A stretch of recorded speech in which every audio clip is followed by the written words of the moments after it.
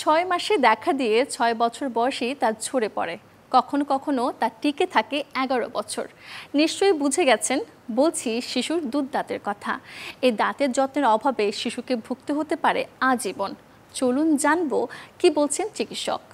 যে দুধ দাঁত বলে আমরা ক্লিন করি না, দুধ লেগে থাকে, বুকের দুধ লেগে থাকে, অথবা যাই খাচ্ছে সেটা মুখের মধ্যে লেগে থাকে, হয়তোবা মাঝে মাঝে ২-৩ দিন পর পর একটু গোসলের সময় ব্রাশ করে দেওয়া হয়।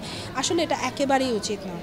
তাদের প্রতিদিন ঘুমানোর আগে একবার এবং সকালে নাস্তার পরে একবার ব্রাশ করাতে হবে। যে বাচ্চাটা একদমই শিশু সেই বাচ্চাদের ক্ষেত্রে ছোট ব্রাশ পাওয়া যায়, অথবা আমরা সুতি কাপড় বা গজ দিয়ে একটু গরম পানিতে ভিজিয়ে মুছিয়ে দিতে পারি।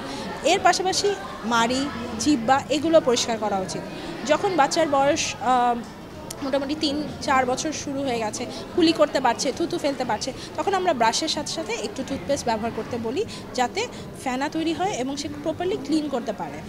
আর যখন ৬ বছর বয়স হয়ে যায় তখন কিন্তু একটা ট্রানজিশন পিরিয়ডে আসে। এই ট্রানজিশন পিরিয়ডে দুধ দাঁতগুলো পড়া শুরু করে, নতুন দাঁত ওঠা শুরু করে। এই সময় ব্রাশিংয়ের ব্যাপারটার পাশাপাশি ফ্লসিং, ডেন্টাল ফ্লস ইউজ করা, খাবার আটকে যেন না থাকে এবং শক্ত খাবার বেশি বেশি করে খাবার।